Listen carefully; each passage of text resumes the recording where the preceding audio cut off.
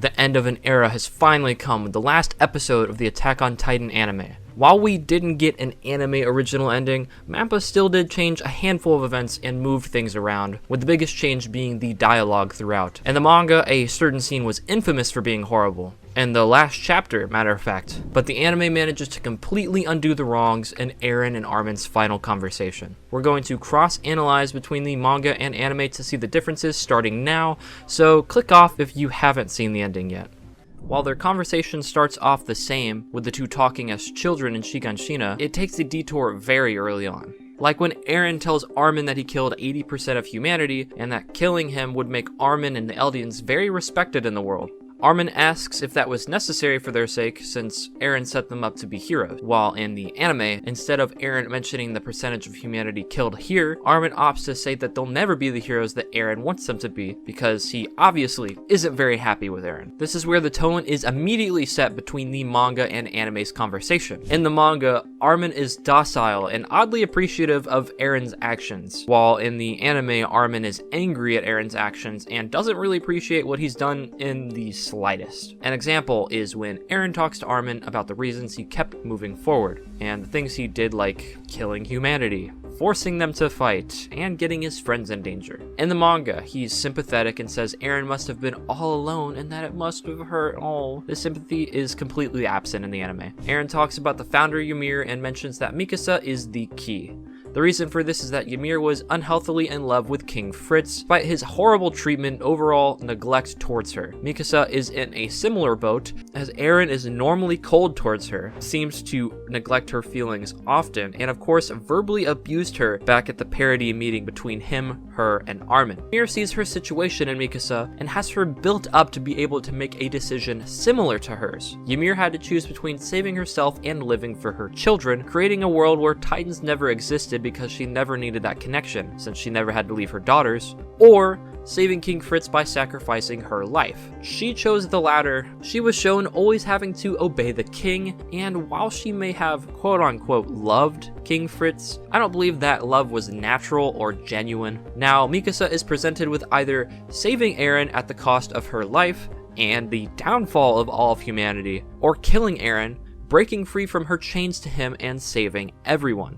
It's a rather interesting dilemma, and one that I wish was built upon a little bit more in the finale, but that's okay. After this though, Eren still has his mini meltdown about wanting Mikasa to love him and only him. I don't really have an issue with it as much as I used to though, because at least in the anime, it feels kind of fitting. Eren is a little baby emotional man. Of course he'd be whiny about something like this, but I do wish we had seen more of this develop, because before this scene I never would have guessed Eren ever reciprocated feelings for Mikasa. Like I said earlier, he's always been cold towards her, so him loving her back feels a little jarring. Besides that, Eren's reveal of killing 80% of humanity was much more impactful in the anime, especially with Armin's horrified reaction. Now, here's where the big differences are. In the manga, Armin asks Eren why he did the rumbling, and Eren's reply is pretty ass. He just says literally, "Damn man,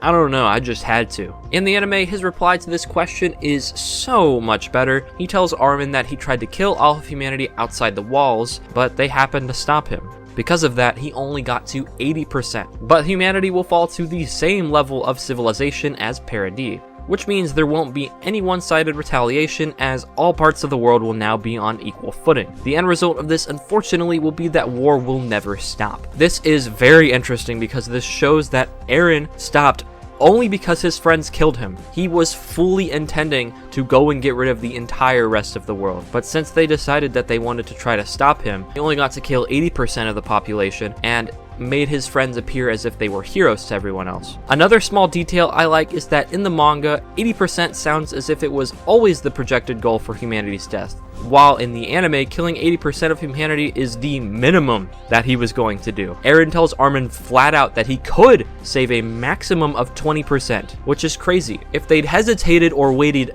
any longer in the plane or in parody before they went after Eren, a much larger portion of humanity could just be completely gone. And no matter what, even if they acted earlier, this was always going to be the end result. This is a great fix. As a manga reader, Eren doing the rumbling just because he felt like it always bothered the fuck out of me. He was so driven, so determined to reach his goals, when in reality he was just kind of doing it anyways for no reason. The anime showing that he truly believed this was the best course of action not only shows that Eren knew full well what he was doing and why he was doing it, it shows the consequences of his actions. The Eldians will now always have a target on their back from some portion of the world because of what Eren has done. Even if they're declared the heroes that defeated the Attack Titan, that won't matter to some people. And Armin knows now that while stopping Eren, he will save humanity, but it will continue that endless cycle of war. This is fantastic characterization for both of them, because it shows Armin is willing to have war if it means saving people, whilst Eren is willing to kill everyone else in the world if it means saving who he loves.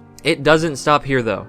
The anime original dialogue continues. Eren goes on to show deep regret because while he wishes things could have gone differently, no matter how many times he looked into the future, the results were always the same. He is a slave to freedom. What a tragic line that is. In some of my old Attack on Titan ending theories, I always referred to him as a slave of freedom because that is what it seemed like. No matter what, he was always a puppet of Ymir. But just hearing him actually say it is really depressing. Eren always wanted to be free, unbound by others and the rules to live how he saw fit. But in reality, the freedom he fought for the entire time was never his own, as his destiny was always predetermined. This is a neat little challenge on the thought of free will, regarding if someone can see the future if they'd follow it through, discarding their free will, or go on to break their destiny. Eren unfortunately followed the prophecy. Armin asks Eren if he can change this because this isn't any solution. In fact, it will make people stop wishing. All humanity will know is kill or be killed.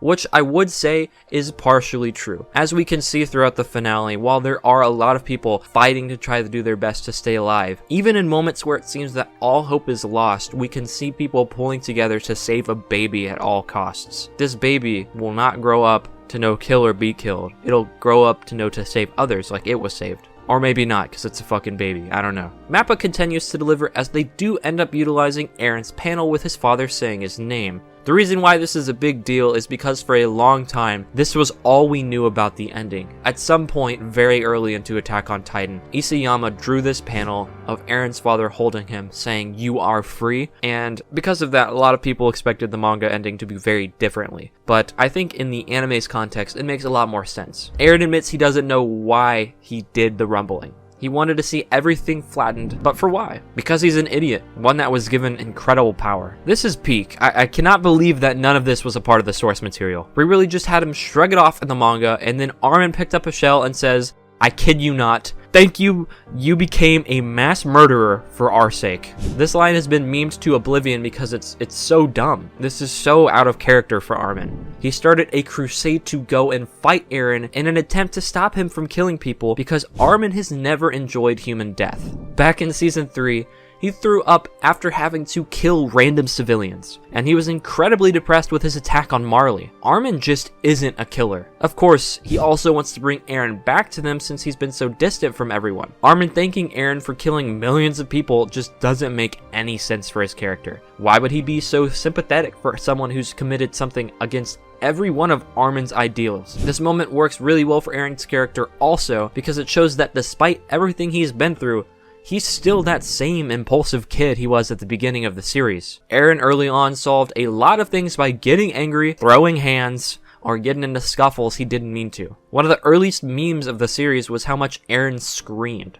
Of course, we see him grow over the course of the show, getting more mature and realizing humans and their relationships are a little bit more complicated than "you made me mad, I'm gonna beat the shit out of you." But this never stopped his one philosophy. If something is in your way, fight. Titans blocking his way out of the walls, kill them. Humans and the government blocking his ability to leave the walls, kill them too. Other nations hating his people and keeping them on an island, kill them all. Despite how much he seemed to have changed, he really never did. And I like this personally. I feel it fits his character, since a lot of him is bound to destiny. It shows that he was still bound to his past self. Another thing I love about this moment with Eren is that he pulls up out of the pool of blood some teeth and strands of hair, ones that resemble either his father or his mother's hair. I'm leaning more towards his mother personally. The reason being is that Eren's entire purpose for going down this path in the first place, becoming a scout, wanting to kill titans, was way back in season 1 after the death of his mother. One giant revelation the ending brings us is that Eren killed his mother, leading the titan that ate her to eat her so he would go down this path. And for some reason in the manga, that was largely glossed over. If the hair he's holding here is his mother's, combined with the blood from the rumbling, it metaphorically and literally would symbolize her blood being on his hands. I like this because Eren loved his mother. There's no way he would be able to comfortably make a decision like killing her. Him holding her hair in his hands and calling himself an idiot and just being frustrated with himself is perfect because it shows he absolutely regrets what in his mind he thought he had to do. I'm very happy the anime put this in because otherwise, Eren being as contented as he was with killing his mother made no sense, and it's good to see that in some way it actually affected him, even if it's not said verbally. The response to Eren's pity party is so fitting. Armin says something that is absolutely perfect for his character. He understands the feeling of wanting to erase everyone else from the world. He wanted to see a world outside of the walls so bad, and he showed that world to Eren, which made him imagine a world where no one existed. Armin does the most in-character thing imaginable, shouldering the blame for the rumbling and the death of humanity with Eren as they both wanted freedom. That is the purpose of the shell. Ever since they were kids, they dreamed of leaving the confines of the walls. That's why they went to join the scouts. Or at least that's what Armin thought. He wanted to be free of the walls and to experience the outside world with all its natural beauty. He wanted to become a scout to explore. He assumed Eren wanted the same thing as him because of their bonding over his book. Eren's view of freedom is wanting to break the chains of subjugation and other beings outside himself having control over him. When Armin realizes this in the end of season 3, he is holding a shell in his hands. Initially, he's very excited to finally achieve his version of freedom, showing his shell off to Mikasa with an expression of pure glee. But he drops his hands because he realizes Eren still hasn't achieved his version of freedom. The two, despite always being together, always striving for freedom, had two different meanings of it. They were walking entirely different paths the entire time. The shell's return here is huge because Armin, originally discarding it and thinking Eren and him were different, now realizes that they are still the same. Eren did want to be free from others' control, but he still wanted his friends to be able to experience what they wanted. He wanted to save them, just like Armin has always wanted to experience life with his friends and make sure they were safe. Attack on Titan has a large motif of freedom, which Eren has been naive and thought that this was all on him, but in reality, it was always Armin and him fighting for this freedom together. Armin could see that, and he could see that for a long time, but Eren never could until, unfortunately, it was a little too late. Armin thanks Eren for showing the world outside the walls to him, giving him the shell and his ideals, saying that from now on they'll always be together, suffering side by side in whatever afterlife they go to. They embrace in a super big hug, saying the next time they'll meet, they'll kill each other. But even so, Eren will be waiting in hell for Armin, and Armin will meet him there because they will still always be together. I cannot express how emotional this scene made me feel. Every theme and motif between these two came completely full circle here, forming a great final confrontation for Eren. The manga was undeniably rushed. I cannot believe Isayama wrote some of the dialogue he did there for the final chapter of the series. But MAPPA managed to take that scene that had a lot of potential and made it what I always thought it could be. My gratitude for anime fans not having to see Armin thank Eren for becoming a genocidal maniac animated is so high. I would have been furious if they did adapt this scene as it came. It was bare bones, it was out of character for Armin, it didn't wrap up a lot of loose ends, but now it does. I'm so happy that Isayama worked with MAPPA to fix his mistakes. This was was all I could have ever wanted from this final episode, and this last interaction between these two characters. The anime fixes many other things, and although I still may not like a handful of things, such as how Mikasa and Eren's relationship was handled, Historia being discarded to the side despite being such a major player in previous seasons, most of Ymir, the founder's character, among many others, I have to give credit where due. MAPPA has managed to make Isayama's vision work much better than it did in the manga. I am very happy to say that I actually enjoyed this last episode, and it has revived a lot of my initial respect for this anime. A big shout out to Joshua, Ray, Jim, and Juliet, who's my girlfriend, for supporting me on Patreon. These videos would not be possible without you, and I really appreciate your help.